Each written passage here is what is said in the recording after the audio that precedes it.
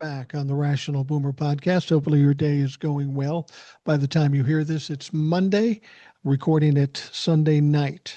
Just going to be me tonight. Text messages, news, some interesting stuff. So, we'll kick off the week with just you and me, and we'll see how this goes. Should be fine.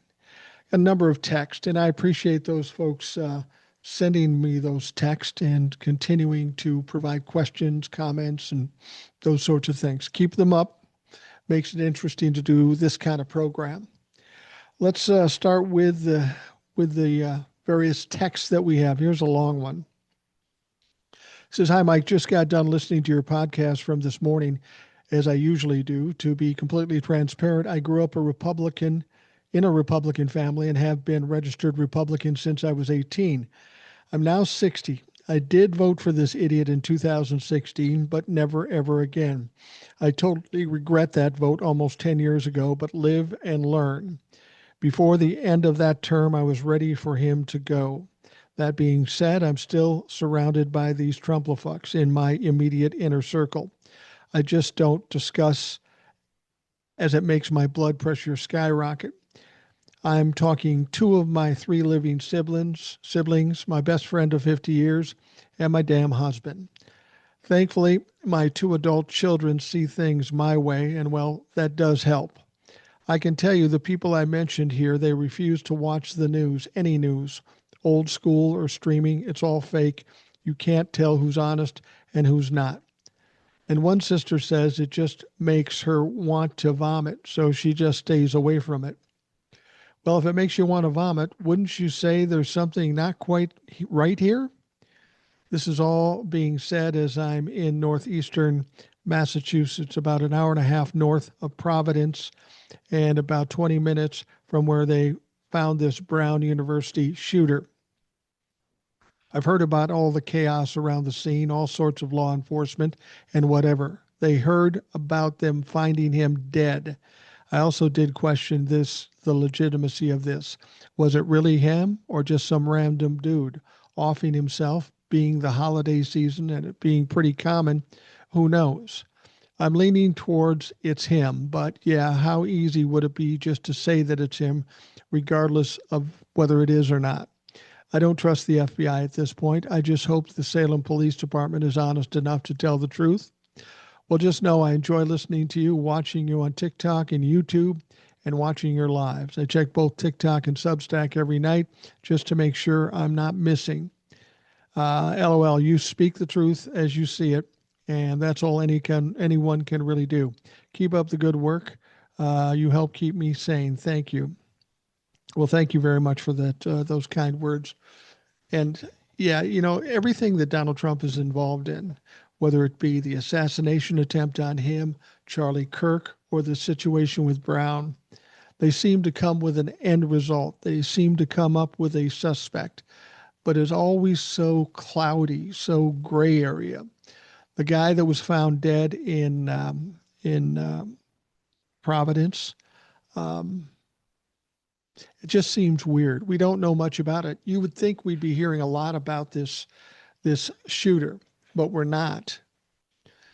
I mean, after being embarrassed by saying they have a suspect and then not having a suspect, then having a person of interest and then having to kick them loose, this was pretty embarrassing with the FBI.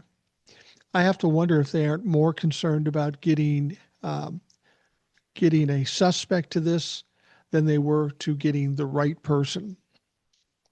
If this were anybody else but the Trump administration, we probably wouldn't ask these questions, but these are questions worth asking at this point. Will we ever know? Probably not. Probably not. And I will say, having family members who are Trumplafucks, that's especially troubling. It's one thing, like you said, you voted for him in 2016. I'll give you a pass on that. No one really knew what to expect. I mean, we knew Donald Trump was a dumbass, but we had no idea what would come. We had no idea that he would fuck things up horribly, and then they'd elect him again. But if you still have members of your family that still support Donald Trump, they're either ill-informed, misinformed, or uninformed. They're evil or they're stupid or a combination thereof. You can't see what's going on today and reasonably support Donald Trump unless you're one of those things. I feel bad for you having to deal with family members, close family members, that feel this way. I have a feeling things are going to change as more and more gets exposed. Donald Trump will become a pariah. Then it won't be cool to support Donald Trump anymore. It'll be interesting to see what they do at that point. All right. Next one. Hi, Boomer. Just an observation. In Trump's recent speech, he reportedly said that the USA is hot. Well, he's right. When things are burning down, they tend to be hot, Paul. Yeah. It's funny he would use that phrase, the hottest country in the world. What's he base that on? Certainly not the economy. I mean, he might try to claim it's the economy, but fucking economy's terrible. Um, it's funny, the stock market was really good during Joe Biden's tenure, and everybody would say, well, what about the stock market? The Republicans would say, well, that doesn't count. Now they're all over the stock market. They're talking shit about, well, the stock market's breaking records. Well, the stock market broke all kinds of records in Biden's term, too. So the fuck does that mean? That doesn't put pocket money in the pockets of the middle class, the younger people of this country. That's where the problem is. That's what needs to be addressed.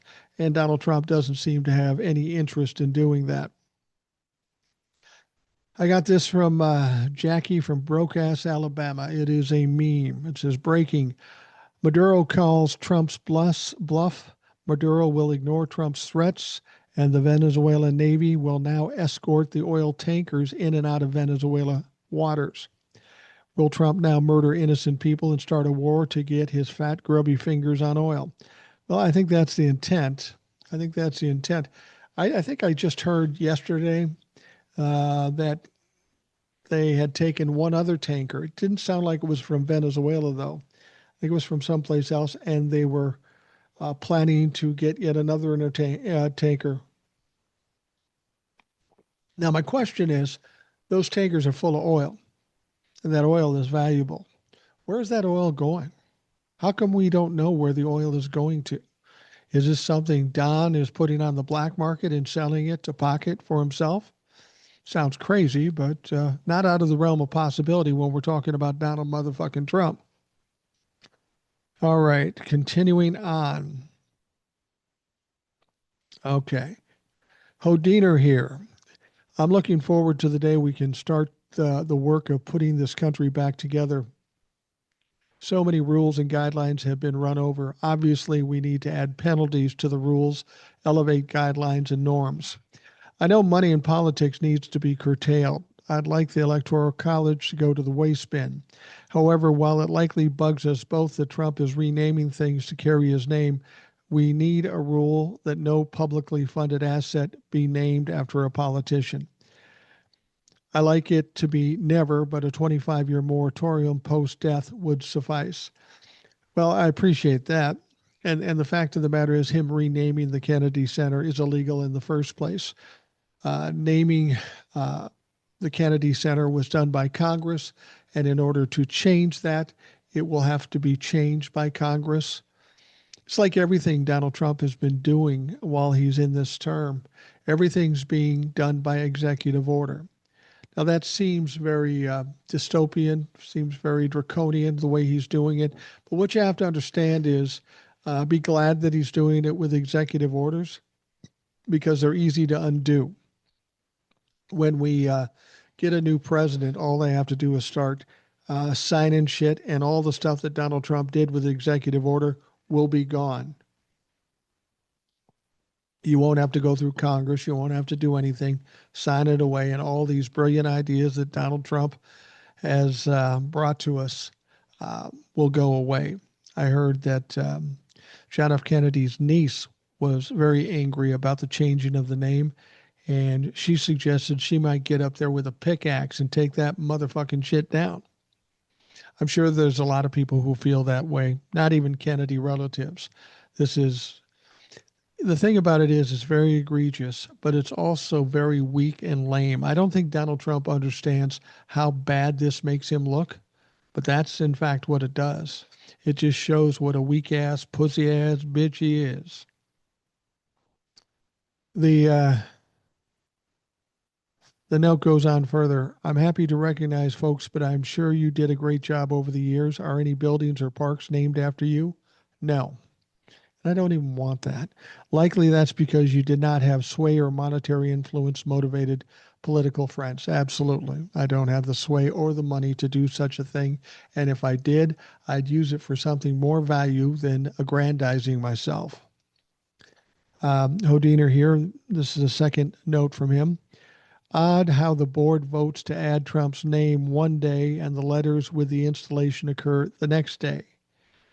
This WRT, the Kennedy Center name change. Yeah, that is interesting. It's also interesting that they kept telling us that this was a unanimous decision by the board.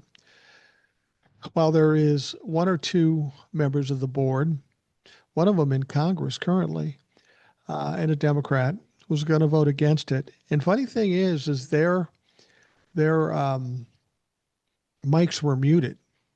They were muted, so they couldn't vote. And the reason they did that is they would have still won the vote, but it was not only important for Donald Trump to win that vote, even though he appointed most of those fucks, he needed to make it appear that it was unanimous. And that's what he kept saying. It's unanimous. It's unanimous. I'm so surprised, but let's have the letters put up tomorrow. And that's so typical of Donald Trump. It's all about making him look good. And what's ironic about it, he's more adept at making himself look stupid and bad. He keeps trying, and it keeps going the opposite way. All right. We got another one from Jackie from Broke Ass, Alabama. Did you hear that Elise Stefanik is not seeking re-election, and Texas will now have a Democrat in every election in the past? They ran unopposed, and it's regular people running like teachers and other local workers. Jackie from Broke Ass, Alabama. Then she goes on to say, Venezuela will now have their Navy accompanying the oil ships from now on, so it's going to be a problem or a war. Jackie from Broke Ass, Alabama. Or he starts grabbing tankers from other countries until they start pushing back.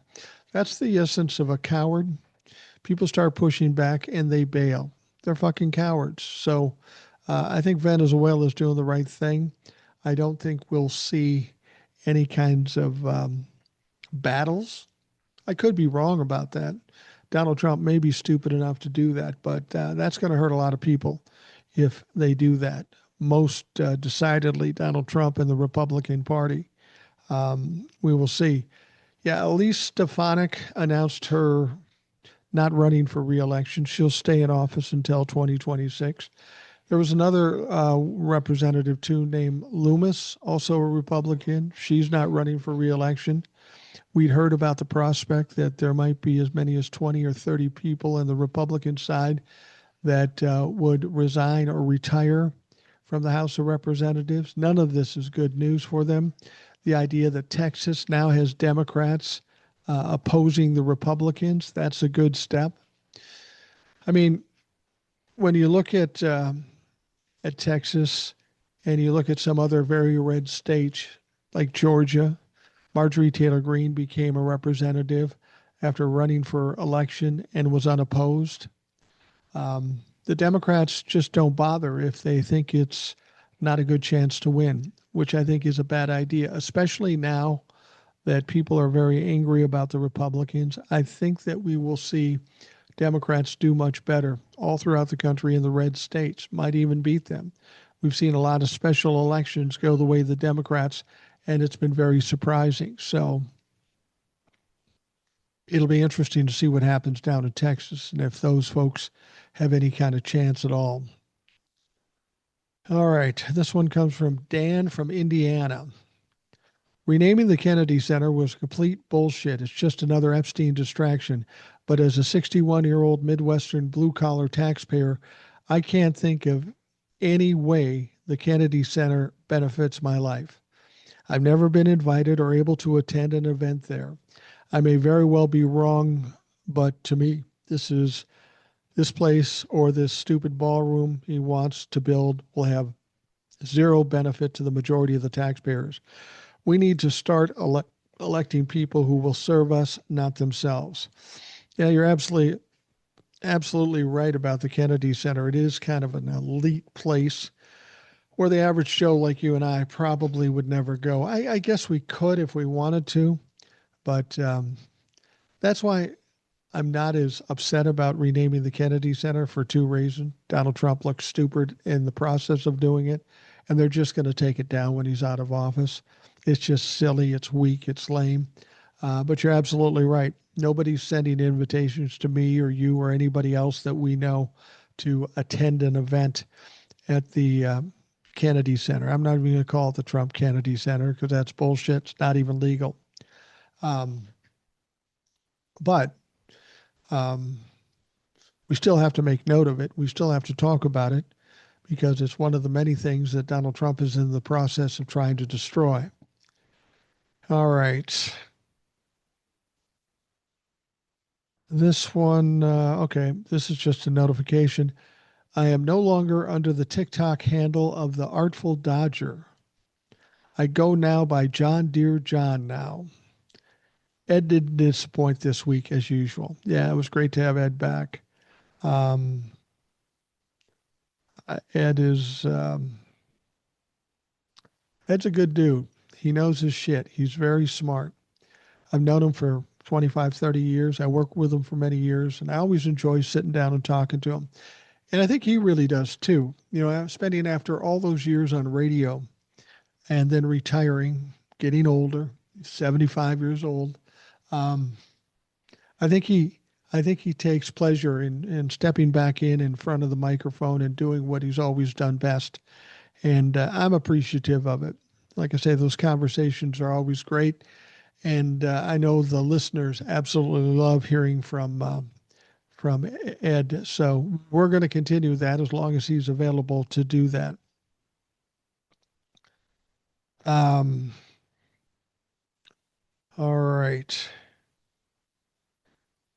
Was happy to see Ed, though, when I got home. I almost requested last night, it was during a live, to just elaborate on something you or someone else had recently said, and I pondered it during my lengthy drive to work. It's how all these young people, under 18, likely have never seen what a respectable president is like. It's disturbing to me as if they grow up thinking this shit show, disgusting behavior is the norm. Fuck. Yeah, you know, there's something to be said about that. I've said this many times before. I grew up in the 60s, in the 60s, from 0 to 10 through the 60s into 1970. And as I look back at the 60s were a very turbulent time. There was a lot of fucking bullshit going on. We had four major assassinations: RFK, JFK, MLK, and Malcolm X, all within the 60s. Then we had the Vietnam War. We had economic issues. We had several types of protests against the war. There is the civil rights movement, which was huge during that period. The women's rights. There was a lot of unrest. There were riots and all that sort of thing. And as a little kid, I'm looking at this, and yeah, it sounds crazy, but I don't know any different. I wasn't alive in the 50s, and the 70s weren't here yet. So for me, that seemed to be the norm. And then when we got out of that and things settled down, I decided that I like that better. But you're absolutely right. We've got young kids now that may know nothing different than a president like Donald Trump. Now, of course, we had Biden for a while, so that helps out some. But this is kind of the essence of what Donald Trump and the Republicans are doing. They try to normalize things, no matter how fucked up, no matter how weird it is or how bad it is, they try to normalize it. And that does happen in this country. People become normalized to things they shouldn't even accept. But when it comes at you over and over again, there is a normalization of it. And that is troubling. That's why we need to get them out as quickly as possible and get some decency in D.C., in the Oval Office, and in Congress. Whether we can accomplish that or not, who knows? Who the fuck knows, really, at this point?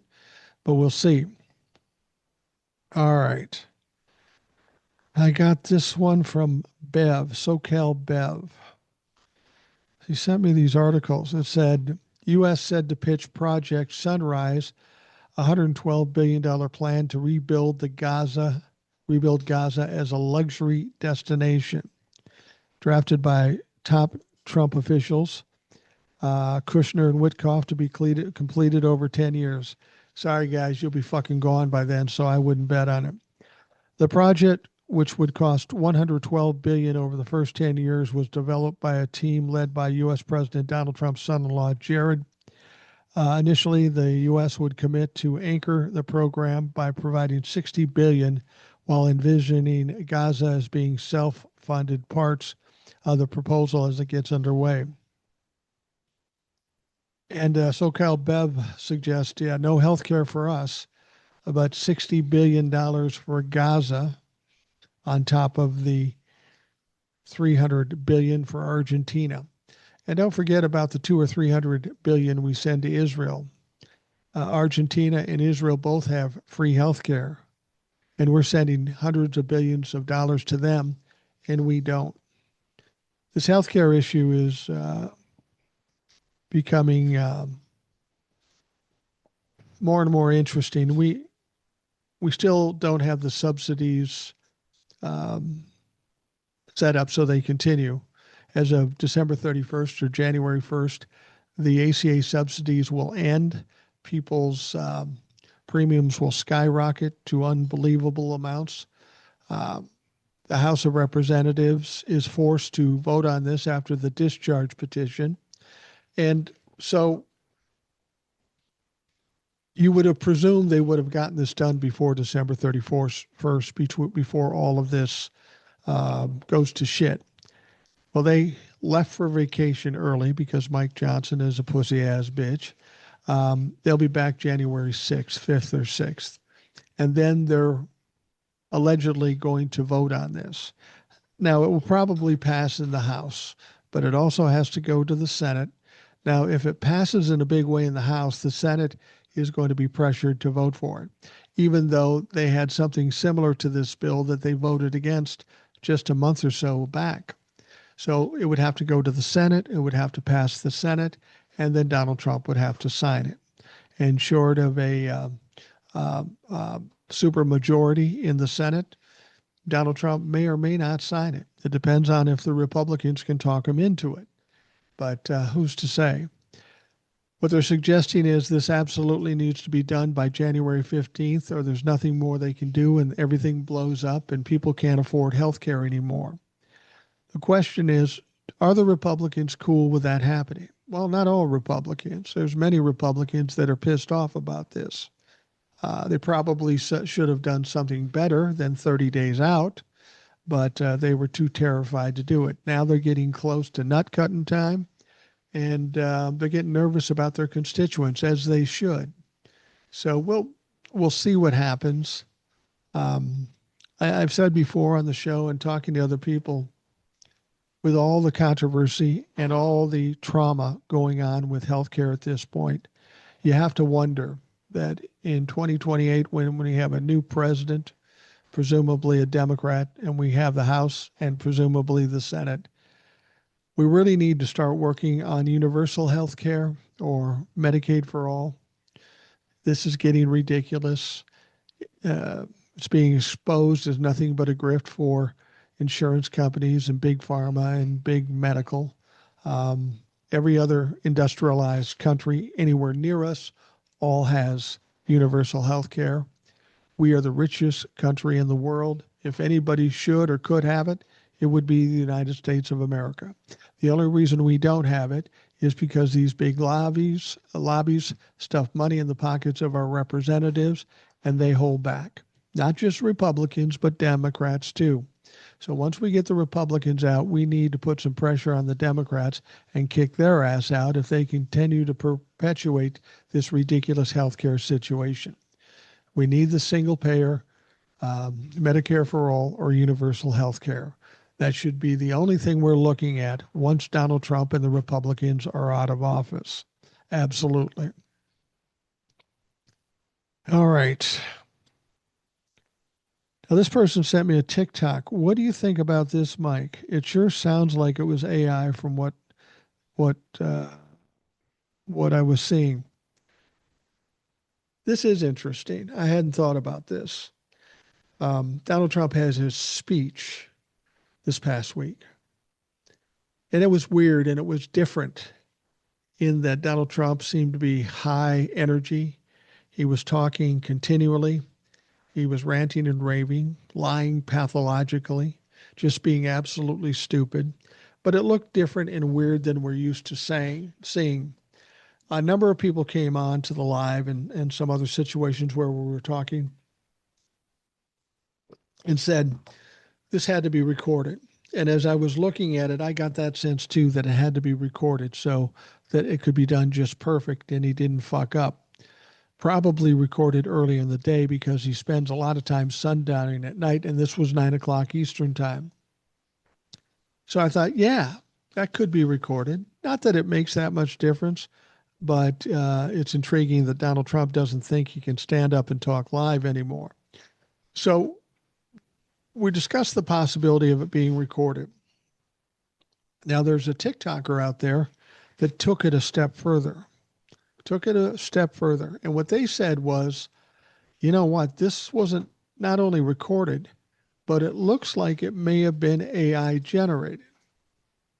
Now, at first, that sounds like a conspiracy theory, but understand when it comes to AI, who has access to better AI than the Trump administration? Nobody at this point. And then they started to point out things in the video, and you can go check the video, but there were some glitches in there. Like there was a picture of a flag or a banner with stars in it. And it looked pretty normal until you looked at the bottom of the flag and it had two stars pushed together. It wasn't a fold in the fabric, it was just a glitch. Now, that wouldn't have happened if it were just recorded or even live. There were some other things about the way he was talking. There were some other things about the way his suit was sitting on him. Now, I don't know if this was AI. I have no clue as to whether that was what it was or not, but it's intriguing. And if Donald Trump is diminishing as fast as he is that out of the realm of possibility? I have to think that if somebody sat down and wrote this and then fed it into AI or give it to Donald Trump to be recorded, they would have done a better job.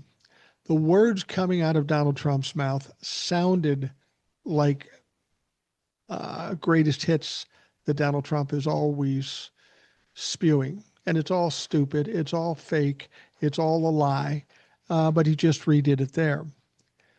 I'm thinking the people around him understand that the economy's going to shit. You can say, I'm going to bring prices down and the economy's great. You can keep trying to gaslight people, but eventually people will go into a grocery store or a department store and realize, well, that's absolute bullshit. So they're kind of flailing. They're kind of dancing around at this point. So what are their options? They can't immediately drop prices or fix the economy because they're too stupid to be able to do that. They can't own up to where they failed because they just don't do that. So what could it be? What could they do? And the only thing they can do is gaslight. No, that's not what you see. It's actually great. And we know from the past that Donald Trump has gaslit people before, and it's worked, mainly because we have stupid people that follow Donald Trump. He can tell you one thing and show you another, and you'll believe what he said as opposed to what's real. And he's hoping against hope that he can convince enough people that the economy's good. Well, we're in the middle of the Christmas season. People are buying a lot of things from retail outlets. And in doing that, they are recognizing very quickly that everything's more expensive. You go to the grocery store, you buy 2 pounds of hamburger. One point you could buy it for $11. Now it's more like $18. That's a distinct difference. And to suggest that you can tell people not to believe what they see, just what Donald Trump says, that can only work so long. That can only work so long. And I think that they're starting to get nervous about it. And that's why they spent the whole time gaslighting the situation in hopes of saving the opinions of at least some of the people that follow Donald Trump. All right, I thank you for the um, I thank you for the text messages. Feel free to send more text messages, ask questions, make comments, tell me I'm a dumbass, whatever you want to do. The number is 952-522-1399. 952-522-1399. You know what the fucked up thing about this app is? It's an app that allows people to text me. It's not my phone number. Um, I keep getting calls on there. And at first I thought it was listeners just calling because they wanted to talk. And I thought, I'm not going to take these calls generally. But I answered one of those calls because it was starting to piss me off. And it was a call from my state because I recognized the area code. And so I picked it up and wasn't pleasant. I go, "What can I do for you?" He says, "Is this James?" I go, "No, motherfucker, it's not James. What do you want?"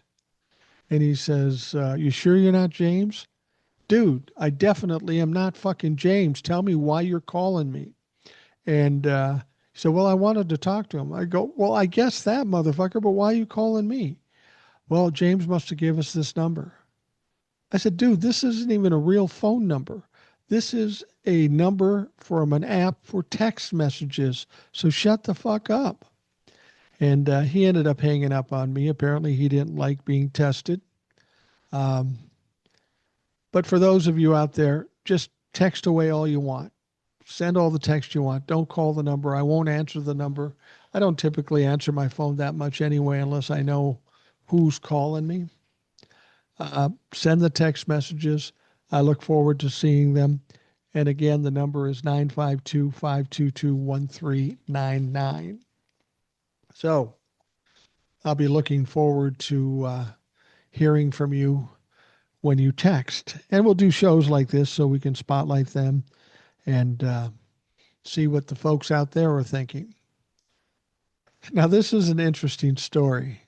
This one I found pathetic. And it's not a big story, but I think it's worth talking about. White House Deputy Press Secretary Abigail Jackson and the Trump administration were called out on social media for erroneously inserting a photo of Bill Clinton, Michael Jackson, and Diana Ross into the recently released Epstein files to falsely imply it showed the trio was with Epstein's victims. And they had three children in this picture where their faces were obscured. Now, the Justice Department, for fuck's sake, and the deputy communications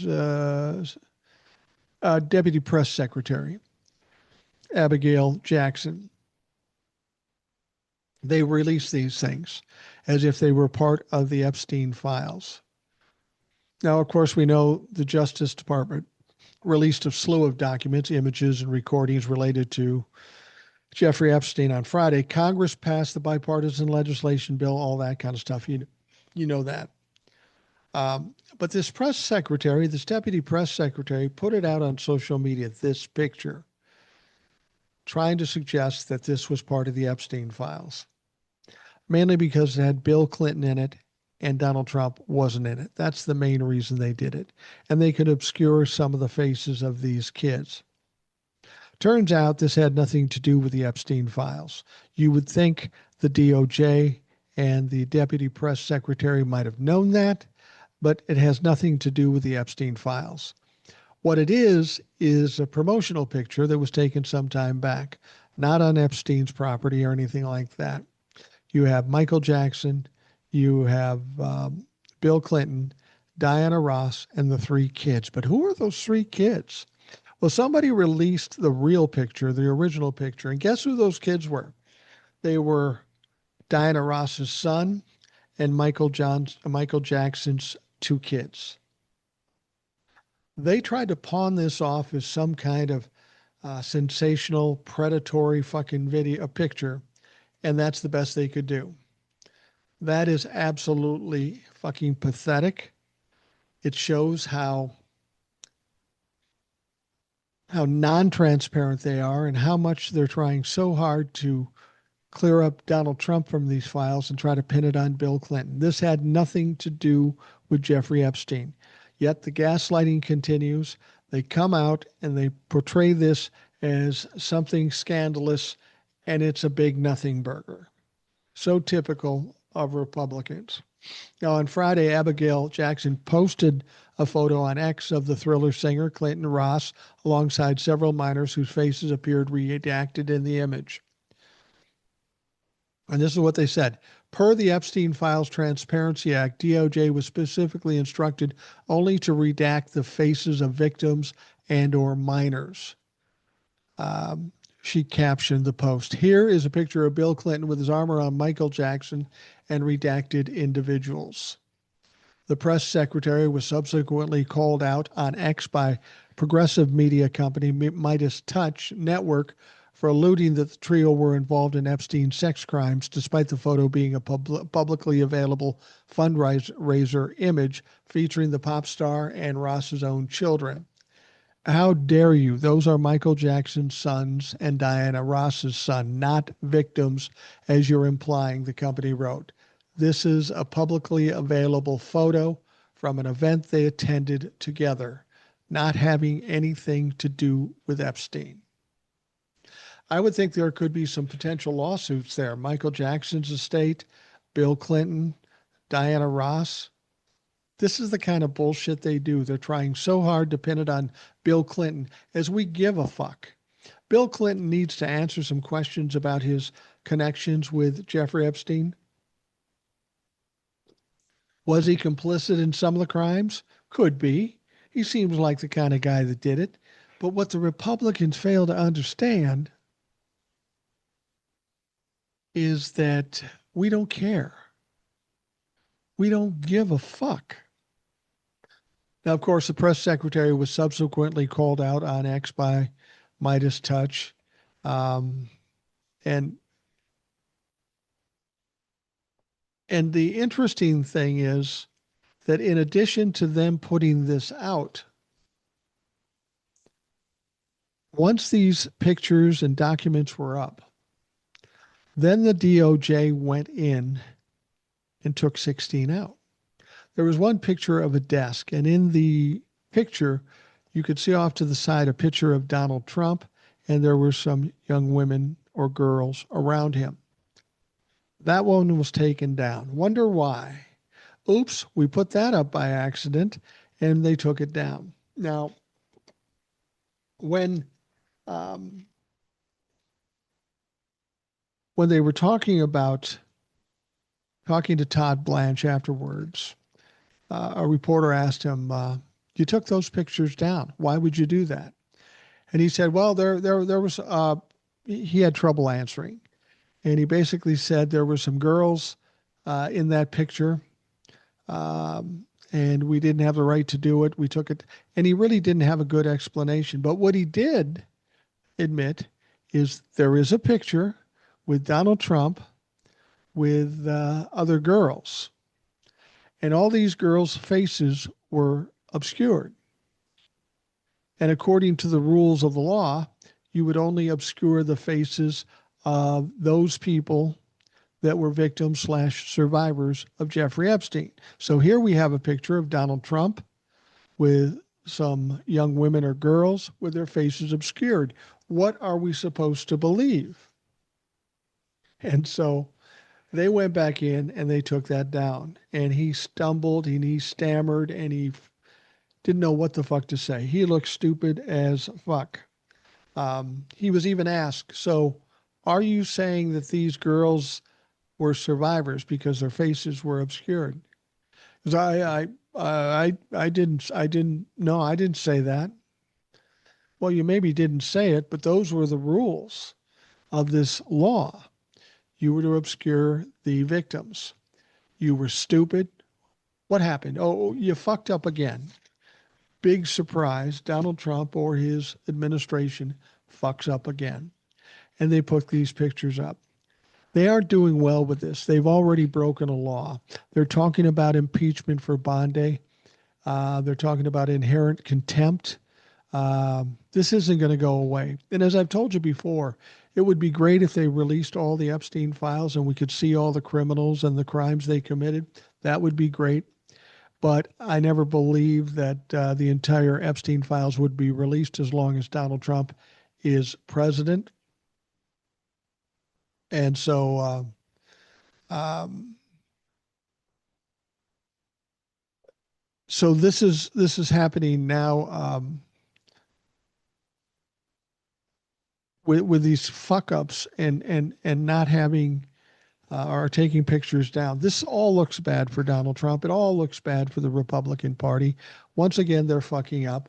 They thought they were going to game the situation and take things out or omit things or redact things. The redaction got ridiculous. There were 118 pages that were completely 100% redacted. Why would you even release them if they're completely and 100% redacted? But they did, and they look stupid in the process. Um, so going further with this particular picture, it was a damning image from a batch of new files released Friday by the Justice Department on Jeffrey Epstein. On Saturday, the image EFTA 0000468 had disappeared from the Justice Department release of the files reviewed. Again, Saturday, only to see the files went from 467 to 469.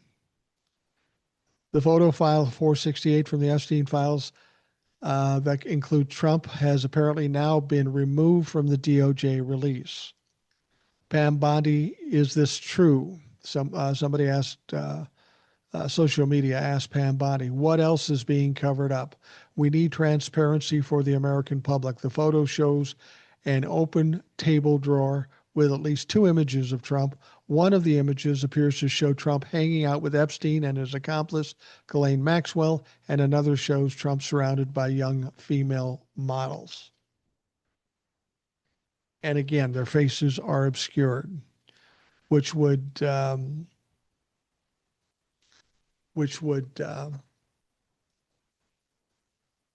suggest that they were victims or a victim slash survivors. Now, if that's the case, why would Donald Trump be pictured with survivors? All of them survivors. Well, because Donald Trump is fucking in it. Donald Trump is in the is in the files, and he's guilty. And you can tell he's guilty by how bad and how poorly they're trying to cover this up. This is what they're doing. And the more Donald Trump and Pam Bondi and the Republicans try to do this, the more guilty they look. That's why I said I'm not as concerned about them releasing the files as if they spend a lot of time awkwardly and clumsily trying to cover these things up, because that will make it worse. And it also puts Pam Bondi in a situation, Kash Patel, Donald Trump for that matter. The cover up is bad news for Pam Bondi, especially when this is all over and there's 5 years of a statute of limitation on something like this. And in 3 years, when she's out of office or before, she's going to have to answer these questions about this cover up. Make no mistake, there's going to be an investigation. There's going to be an indictment, and there's going to be a prosecution. And this is clearly a cover up. So Pam could be going to jail. Now, Attorney General Pam Bondi was hit with a fact check when she stated her commitment to prosecuting anyone involved with Jeffrey Epstein alleged sex trafficking network. The Attorney General responded to threats by Ro Khanna and Thomas Massie to hold her in contempt of Congress for failing to release the documents related to the late sex offender in violation of the law this past month, pledging that she would ensure others in the network would be prosecuted. Why now? Why not 20 years ago when this happened, or 5 years ago when the Republicans were all head up about releasing this shit? Why not then? The Department of Justice previously stated they will bring charges against anyone involved in the trafficking and exploitation of Jeffrey Epstein victims. We reaffirm the commitment and ask any victim to please come forward with any information pertaining to any individuals who engaged in an illicit activity at their expense. We met with many victims and victims groups and will continue to do so if more reach out. Well, that's interesting she would say that, because I know that there's any number of these victims slash survivors who have asked for their files where their name appears, which they are entitled to. Each of them had been told, well, we're working on it. It's going to be delayed. None of them have gotten those files. None of them have gotten those files at all. But here's something interesting. Pam Bondi, all about meeting with these victims. Here's a story that came out yesterday. Pam Bondi scheduled a meeting with the Epstein victims slash survivors. They were to get information in their involvement in these files and finally clear up the questions that they have. They've been asking these questions for 10 years or more. And Pam Bondi said previously that we're happy to talk to anybody. We'll sit down and talk to them and act on anything they ask for. Well, this meeting never happened. You know why? The meeting never happened because Bondi went to a routine medical appointment. Last minute, she says, "Oh, God damn it, I can't make it. I've got a checkup to follow through with." Well, I presume that she knew about the checkup before they scheduled the meeting. This was all about performative efforts by Pam Bondi and the Republican Party and the DOJ.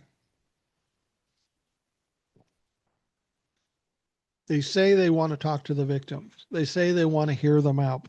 They say they want to provide them with the materials they're requesting legally. But their actions would suggest otherwise. So typical. Now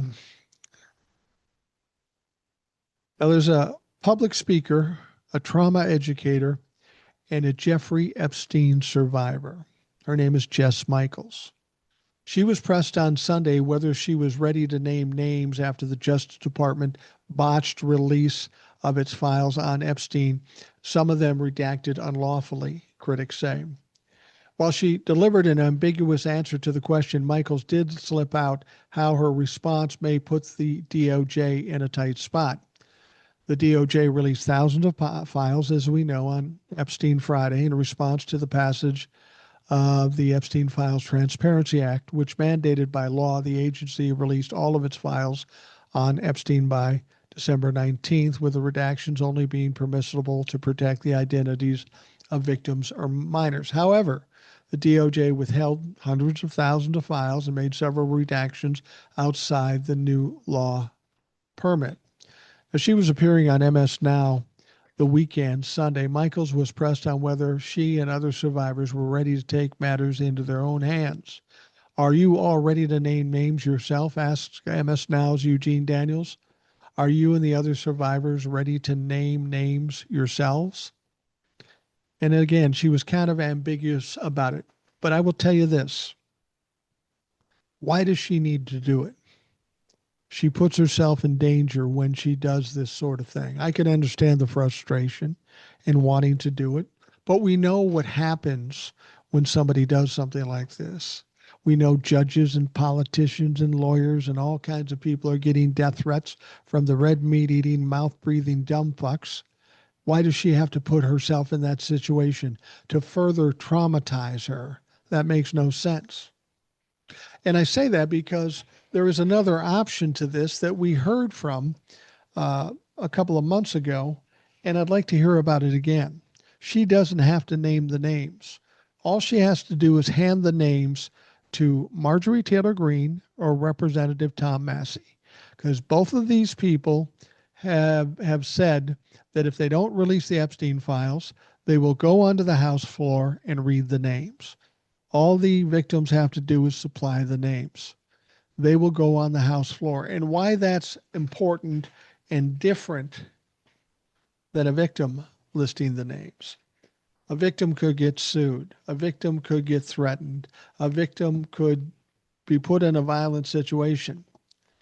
Now, if a member of the House of Representatives goes on the House floor and starts reading the name, guess what? There is a rule, a law, if you will, that states nobody can be sued for anything they say on the floor. So all these big oligarchs can scream and yell and cry, and Donald Trump can do those sorts of things too. But there's nothing legally they can do to those people. Now, that said, that doesn't necessarily save them from threats and um, a risk of being put in a dangerous situation. But this is their job. They should be doing this. They have protection, they have security around them. They're in a position to do this. So I think that question of this Jess Michaels is unfair. She should not have to do that because it will put her in a bad situation, possibly a dangerous situation. Now is the time. Now is the time for these people, Representative Tom Massey, Marjorie Taylor Greene, and anybody else, to take the action they threaten. They didn't release the files. They're trying to cover up too many things. Somebody needs to say, okay, I'm going up and I'm listing names. Maybe that would be enough of a push for Bondi just to release everything. Maybe not. But they need to step up and do what they said they were going to do and start bringing this to an end. We've got a bunch of young women now who were young girls that have been traumatized that will affect them for the rest of their lives. How can we justify continuing to traumatize them by dragging this fucking thing out? We need to rip the Band-Aid off, let that fucker bleed, and release it to the air so everybody understands what the fuck is going on and how it impacts these young women and this country. We've got people fighting over this, and there are still some Republicans who say, "Oh, there's nothing there. Did you see the files?" You have to understand what we saw on Friday and Saturday combined was about 1/10 of the files. 1/10. And of those 1/10, probably 60% of that is all information we've seen before. The other 40%, we had ridiculous, illegal redactions. They were taking out names of politicians and business people. They were taking out names of victims too, but they accidentally left the name of one victim in the files unredacted. This was sloppily done.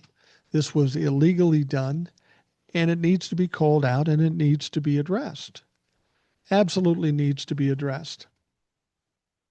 As we're getting closer to the end, I wanted to bring this one up because this is another story I have some question about. Far-right paramilitary groups like the Oath Keepers and the Proud Boys have all but disappeared from public view following the January 6th Capitol riot. But experts fear that such groups may see a resurgence as the 2026 midterms draw closely. This comes from ZDO, which is Mehdi Hassan's organization. They're talking about the prospect of the Oath Keepers, the Proud Boys, the Gravy Seals, the Meal Team 6, redneck, mouth-breathing, dumb motherfucks rising up again. And to be perfectly honest with you, I say, go ahead. Fucking let it go. You got to remember, these fucking idiots tried to stop the certification in the Capitol on January 21st, January 6th, 2021. Okay? When they were doing that, they had some of the Metro Police complicit with them. They had a president in the Oval Office. They had friends and protectors in the DOJ. They had protection in Congress. They had protection in the Supreme Court. And they still fucking failed. They still fucking failed at that point. So now people are suggesting that they might rise up again as if we are to be afraid. These people are cowards. These people are weak. They make noise. They like to act tough, but they're not. Here's what I want to remind the Oath Keepers and the Proud Boys. You can come out and do what you want to do. You failed the first time, you're going to fail the second time. And here's why. You can pull together as many people as you want, but people know what to expect out of you fucking clowns. And they're tired of this bullshit. And I need to remind you, in the protest, the No Kings protest, 7 million people hit the street. So what are you motherfuckers going to do when millions of people come out and start pushing back? You see what's happening to ICE in some of these towns? Yeah, it's going to be worse for you. It's going to be far worse for you. So if you fuckers want to come out and fuck around a little bit, I encourage you to try, because you're not going to be able to accomplish anything. You never have. Every time you've tried something, you failed. You end up in prison for 4 or 5 years. Donald Trump lets you loose, of course, but then you get out and you commit more crimes. You're fuck ups. You're stupid. I dare you to try to do something as we get close to the midterms. People are in a different state of mind right now. They are not going to listen to or take shit. There's going to be pushback, and maybe that's what it takes. Peter Simi of Chapman University said, what kinds of actions are going to be taken to potentially intimidate voters? I do think the extra institutional presence of the far right has to be a concern, and that could be mobilized and tapped into. Far right paramilitary groups played a significant role in the J6 Capitol riot. Members of the far right group, the Three Percenters, were also indicted for participating in the riot. But since the J6 Capitol riot, such groups have largely been absent from the public eye. Well, of course they have, because they got put in fucking jail. Now, many of them got pardoned, but they understand it could happen again. They're cowards. So once they got the pushback, once they spent some time in jail, I bet you they're a lot more docile than they used to be. I'm just fucking saying. They got to be a little nervous about the prospects, seeing Donald Trump look the way he does, talk the way he does, and knowing that that's going to come to an end sometime soon. And when it does, who's going to protect you, motherfuckers? He let you sit in jail for 4 or 5 years before he pardoned you. So you think Donald Trump's going to save you this next time? Well, if you think that, let's look at the farmers in this country. First time he bailed them out. Second time he's talking about bailing them out with a fraction of what they need, and they haven't even gotten that yet. So I wouldn't put my money on Donald Trump at this fucking point in time. And so we're going to see how things change. There's going to be a lot of concern going into the midterms, because none of it's looking good for the Republicans. If we don't get something done with the healthcare situation and millions of people lose their healthcare, this is not going to bode well for the Republicans. Everybody knows the reason we're in this spot with the ACA subsidies is because of the Republicans. The Republicans have had time after time after time a chance to extend the subsidies, and they've refused to do it. They flat out said, no, we don't give a fuck if you're losing your health care.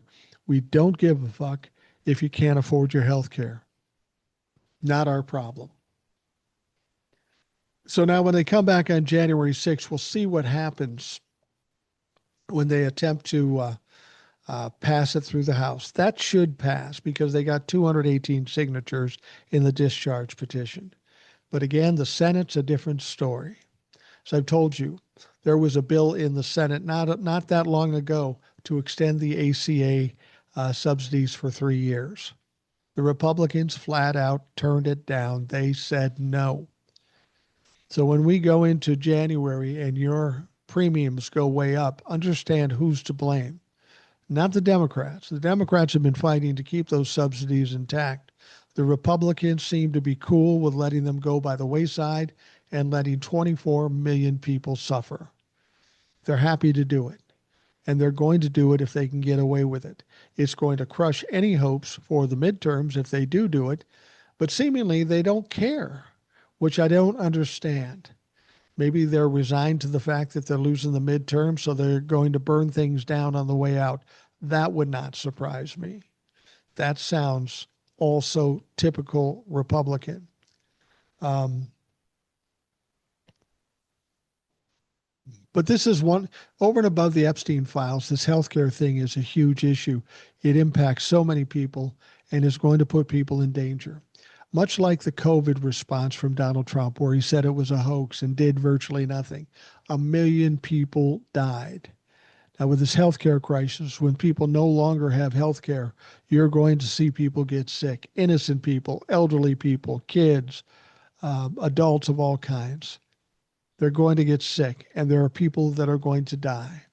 And do you think the Republicans will feel bad about that or try to back off that? Fuck no. That's not what they do. They just simply don't give a fuck. And this is why the bottom line is we need to eradicate these fucking pests from all of Washington, D.C., from the top to the bottom.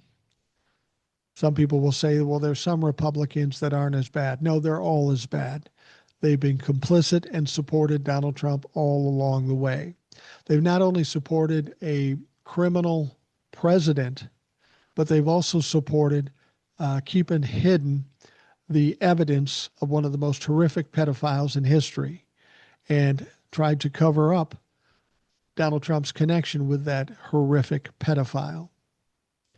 This all needs to be exposed. What do they say? Sunshine's the best disinfectant. It's going to come. The Republicans and Donald Trump will continue to try to do what they can do to keep it hidden, but it's gone too far now. Things will get exposed. I think Ro Khanna or somebody made an interesting statement as we're wrapping things up here. I've said before, if the files don't get released, a couple of other things may happen. You may get the Oversight Committee releasing more of the 95,000 pictures, and they may be more damning. Maybe that's what they've been holding off from. Secondly, there's going to be some leaks. I was pretty confident of that when I said it, but I'm even more confident of it now. It was either Ro Khanna or Massey that came out and said there are whistleblower laws, and there are people in the DOJ and the FBI that are not in favor of what's going on here, the cover-up. And frankly, if they were involved in this whole process, they could be indicted at some point down the road. So these people are getting a lot of pressure. And this rep said, look, there are whistleblower laws. We will protect you. If you're some of the rank and file in there that are not happy with this and you can bring us evidence or comments or whatever, we will protect you. That's an interesting statement. That's good for them to know because there are people in there right now that just want to do their job for their 30 years and retire and having to deal with a bunch of bullshit and having to do things they don't want to do. If they want to save their ass, they'll become a whistleblower. And I got to think there's at least a couple, maybe a couple dozen people in there that are sick and tired of what's going on and they want to save themselves. Let the rest be damned. So I'm expecting something coming out of the FBI or the DOJ at some point in the not too distant future. All right, we are going to wrap up the Rational Boomer podcast. I want to thank you for taking the time to listen. I hope you have a great day, and we will talk to you again tomorrow.